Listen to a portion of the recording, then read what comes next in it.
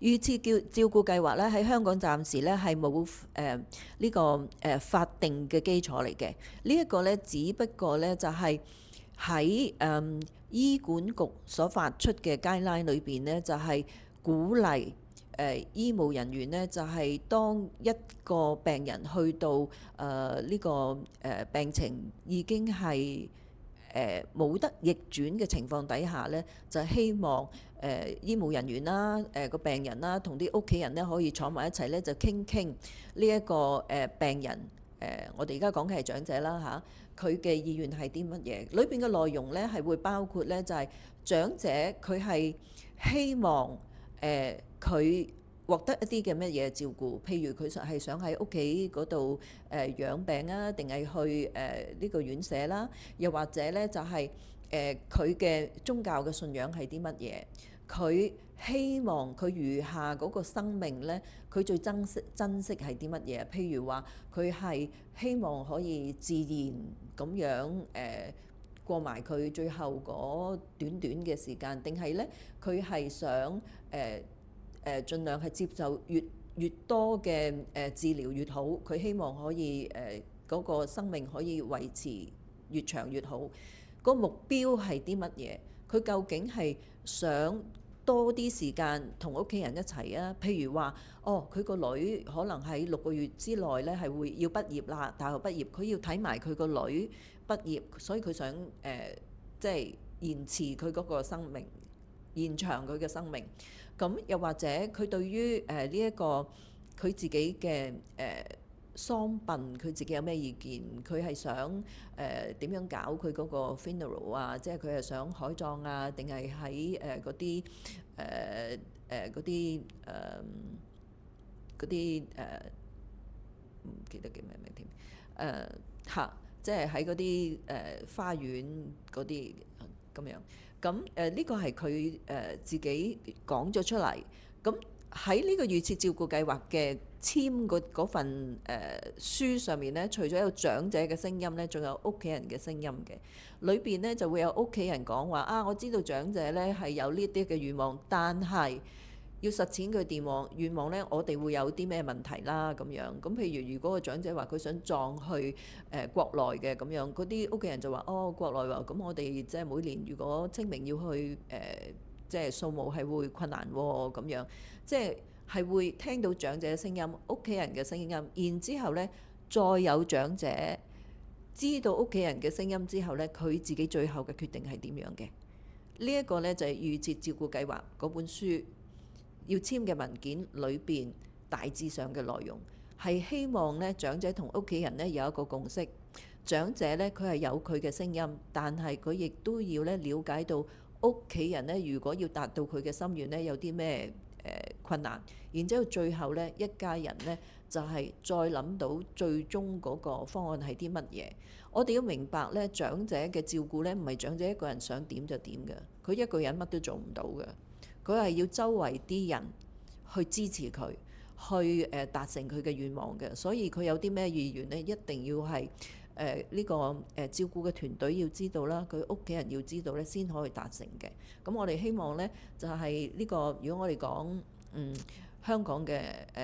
長者嘅法例啊 Elder Law 咧，就希望喺呢一方面呢，係可以逐步咧可以同其他國家可以睇齊啦，喺呢一方面咧有一個更完善嘅，或者係更有呢個法律上認可嘅機制喺度咯。好啦，咁第二樣嘢咧就係預設醫療指示。預設醫療指示咧，其實咧係講緊咧就話喺一啲特定嘅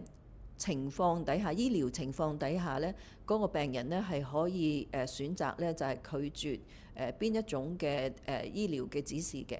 咁佢而家咧新嗰個法例咧已經係好清楚咁樣列明咗係邊一個表格係要填嘅。咁如果你填咗嗰個表格咧，就有一個呢個法律嘅效力嘅，就係咧邊個人睇到呢一張嘅指示咧，一定要跟足去做，即係話嗰個醫療人員咧，一定咧，如果佢一睇到呢一張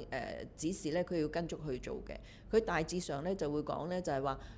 我喺呢個我係如果喺我身上發生咗唔同嘅醫療狀況咧，我係唔想要呢個心肺復甦，或者任何嘅人工嘅復甦嘅方法嘅。譬如就係話當我係變咗一個植物人，我仲要唔要呢個？如果去到一個地步咧，我係需要有可能需要到心肺復甦，我仲用唔用嗰啲咧？咁樣咁我可以選擇唔做咁樣。咁另外咧就係當然就係當你係有一啲好嚴重嘅無可逆轉嘅病情嘅時候，如果又去到一個階段話需要做呢個心肺復甦，你做唔做咧？咁樣咁呢啲係有我記得應該係有4個唔同嘅情況底下咧，我哋可以選擇咧唔做嘅。咁其實咧，好似咧你就話揀咗話，咁咪嗰啲醫護人員咪又會唔會係有得救都唔夠咧？其實冇呢個情況出現嘅，因為咧係去到一啲係好極端嘅情況。點解我話極端情況咧？就係當個醫生都覺得係話呢一個情況咧係做咗都冇幫助嘅情況，先至係跟足呢一個指示去做嘅。譬如話，如果我哋嘅心臟突然間停咗，但係咧，如果係心肺復甦咧，係可以救翻嘅，因為我哋嗰個醫療嗰個歷史，我哋自己嘅歷史咧，唔係話好差嘅咁樣，咁佢係唔會跟呢個指示去做嘅，一定係你已經係有一啲好重病嘅情況嘅底下，先至會考慮嘅咁樣。咁跟住就係呢個其實我頭先講嘅係 do not attempt，do not attempt CPR。我而家講 do not attempt CPR。嗱呢一個咧就即係更加係狹窄啦。咁因為其實我忘記咗講咧，就頭先嗰個咧唔係淨係指 CPR 嘅，應該係講好多到尾期嘅時候咧，譬如係插喉啦，呢個插喉啊同餵食啦。同埋CPR 都包埋嘅咁樣，即係有幾樣嘢係可以揀嘅。其中一樣但係一定要清楚有一樣嘢唔可以揀嘅，就係自然嘅nutrition， 自然嘅護理咧係唔會斷嘅嚇。咁do not attempt CPR 咧就係頭先都講過下㗎啦。當我哋做呢個預設醫療指示嘅時候咧，我哋 indicate 咗，好似我頭先講咧，我哋已經表示咗咧喺一啲緊急嘅情況底下，同埋咧已經係有好重病嘅背景嘅情況底下咧，就係我哋可以拒絕呢個心肺復甦咁樣等等啦。咁呢一個咧就當我哋有呢一個嘅指示之後咧，嗰個醫生咧就可以同我哋咧就係簽署一個咧就係就係所講㗎啦 ，do not attempt CPR 啦，就係喺唔可以逆轉嘅情況底下，同埋咧做咗呢個CPR 咧係會對我哋係完全冇益嘅情況底下咧，佢係可以咧就係 order 話唔使做 CPR 咯。